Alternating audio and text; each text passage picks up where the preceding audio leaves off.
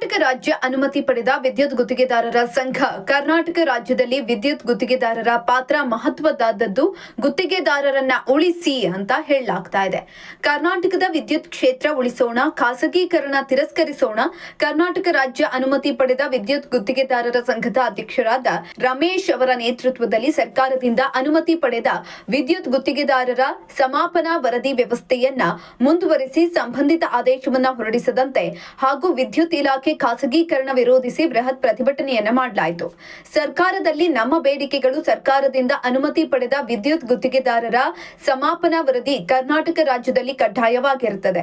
ಇತರ ರಾಜ್ಯಗಳಲ್ಲಿ ಕಡ್ಡಾಯವಾಗಿರುವುದಿಲ್ಲವನ್ನು ಹೋಲಿಸಿ ನಮ್ಮ ರಾಜ್ಯದಲ್ಲಿ ಬೇರೆ ರಾಜ್ಯದ ಮಾದರಿಯನ್ನ ಅಳವಡಿಸಿಕೊಳ್ಳುವಂತೆ ಸರ್ಕಾರದಲ್ಲಿ 150 ಕಿಲೋವ್ಯಾಟ್ ವರೆಗೂ ಗುತ್ತಿಗೆದಾರರು ಬೇಡ ಎಂಬ ಪ್ರಸ್ತಾವನೆಯಲ್ಲಿರುವಂತಹ ವಿಷಯವನ್ನ ಕೈಬಿಡುವಂತೆ ಆಗ್ರಹಿಸಿದ್ರು.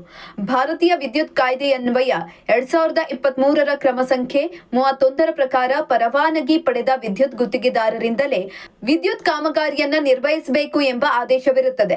ಉತ್ತಮ ಗುಣಮಟ್ಟದವನ್ನು ಮುಂದುವರಿಸಬೇಕು. ಸುರಕ್ಷತೆಯ ಕಾಮಗಾರಿಗಾಗಿ ಈ ಆದೇಶವನ್ನ ಘನ ರಾಜ್ಯ ಸರ್ಕಾರ ಹೊರಡಿಸಿದೆ. ಈಗ ಚಾಲ್ತಿಯಲ್ಲಿರುವಂತೆ ವಿದ್ಯುತ್ ಗುತ್ತಿಗೆದಾರರು ಮಾಡಿರುವ ಕಾಮಗಾರಿಗಳಿಗೆ ವಿದ್ಯುತ್ ಗುತ್ತಿಗೆದಾರರೇ ಸಮಾಪನಾ ವರದಿ ಸಲ್ಲಿಸಲು ಮುಂದುವರಿಸಬೇಕು. ಸಮಾಪನಾ ವರದಿ ನೀಡುವ ಸಮಯದಲ್ಲಿ ವಿದ್ಯುತ್ ಗುತ್ತಿಗೆದಾರರು ವಿದ್ಯುತ್ ಕಾಮಗಾರಿಗಳನ್ನ ನಿರ್ವಹಿಸಲು ವಿದ್ಯುತ್ ಉಪಕರಣಗಳನ್ನು ಬಳಸಿ ಅದರಿಂದ ಉತ್ತಮ ಗುಣಮಟ್ಟದ ಕಾಮಗಾರಿಯನ್ನು ನಿರ್ವಹಿಸುತ್ತಾರೆ. ಈ ಉಪಕರಣಗಳು ಯಾವುದೇ ಗ್ರಾಹಕರ ಬಳಿ ಇರುವುದಿಲ್ಲ. 104 ವರ್ಷ ಇತಿಹಾಸವಿರುವ ಕರ್ನಾಟಕ ರಾಜ್ಯ ಅನುಮತಿ ಪಡೆದ ವಿದ್ಯುತ್ ಗುತ್ತಿಗೆದಾರರ ಸಂಘವು ಸೇರಿದಂತೆ ವಿವಿಧ ಗುತ್ತಿಗೆದಾರರ ಸಂಘಗಳು, ಸಮಿತಿಯವರು ಹಾಗೂ ವೈರ್ಮ್ಯಾನ್ ಸೂಪರ್ವೈಸರ್ಗಳು ಈ ರೀತಿಯಾದ ಪರವಾನಗಿ ಗುತ್ತಿಗೆದಾರರು ಸರಿಸುಮಾರು 69,500ಕ್ಕಿಂತಲೂ ಅಧಿಕ ಸದಸ್ಯರಿದ್ದು ಇವರೆಲ್ಲರಿಗೂ ತೊಂದರೆ ಉಂಟು ಮಾಡುವ ಯೋಜನೆ ಇದಾಗಿರುತ್ತದೆ. ಇದರ ವಿರುದ್ಧ ನಮ್ಮ ಕಠಿಣ ಹೋರಾಟ.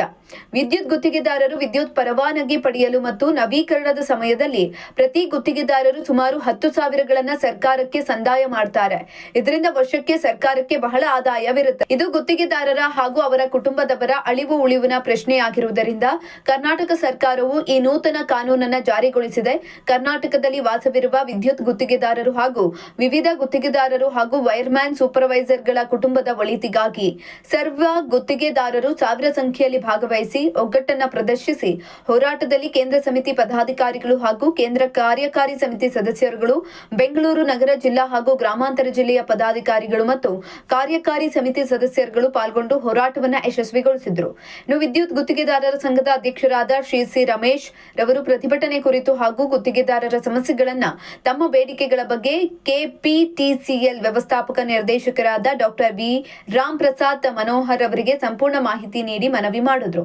ಕೆಪಿಟಿಸಿಎಲ್ ವ್ಯವಸ್ಥಾಪಕ ನಿರ್ದೇಶಕರಾದ ಡಾಕ್ಟರ್ ವಿ ರಾಮ್ ಪ್ರಸಾದ್ ಮನೋಹರ್ ರವರು ಅತಿ ಶೀಘ್ರದಲ್ಲಿ ಸಭೆ ಕರೆದ್ರು.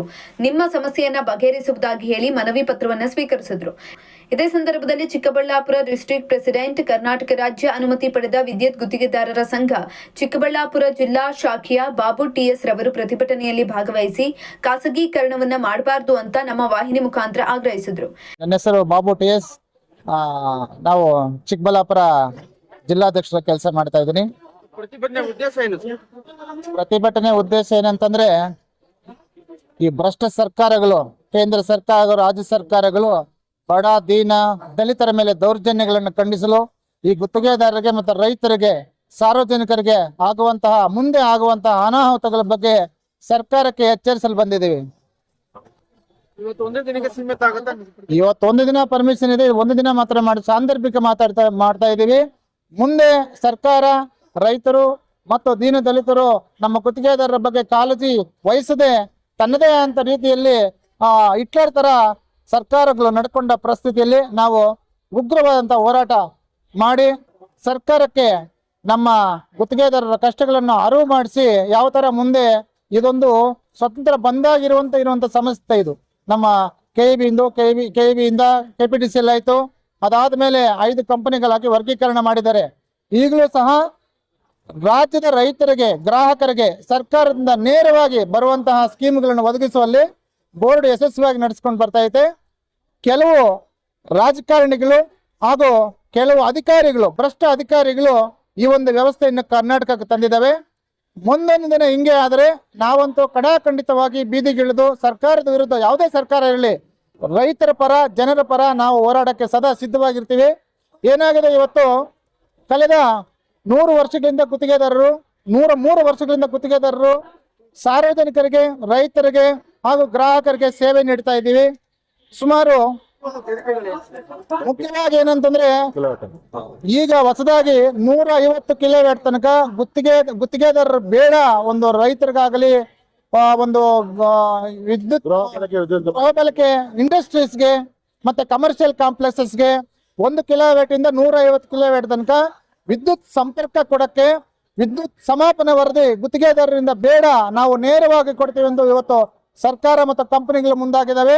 ಇದರಿಂದ ಏನಾಗುತ್ತೆ ಅಂತಂದ್ರೆ ಲಕ್ಷಾಂತರ ಕುಟುಂಬಗಳು ಬೀದಿಗೆ ಬರ್ತವೆ.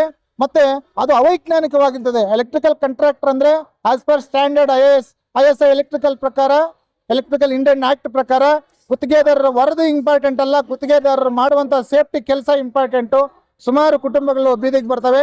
ಅದಾದ್ಮೇಲೆ ಎರಡನೇದು, ಈ ಖಾಸಗೀಕರಣ ಯಾವುದೇ ಕಾರಣಕ್ಕೆ ಆಗಬಾರದು. ಈ ಖಾಸಗೀಕರಣ ಆದರೆ ಸುಮಾರು ಬಡವ, ದೀನ, ದಲಿತ ಜನರು, ರೈತರಿಗೆ ತುಂಬಾ ಅನಾನುಕೂಲ ಆಗುತ್ತೆ ಅಂತ ಎರಡನೇದಾಗಿದೆ ಮನವರಿಕೆ ಮಾಡ್ತಾ ಇದೀವಿ. ಮುಖ್ಯವಾಗಿ 2 ಬೇಡಿಕೆಗಳು ಸರ್ಕಾರ ಮುಂದೆ ಇಡ್ತಾ ಇದೀವಿ ನಾವು.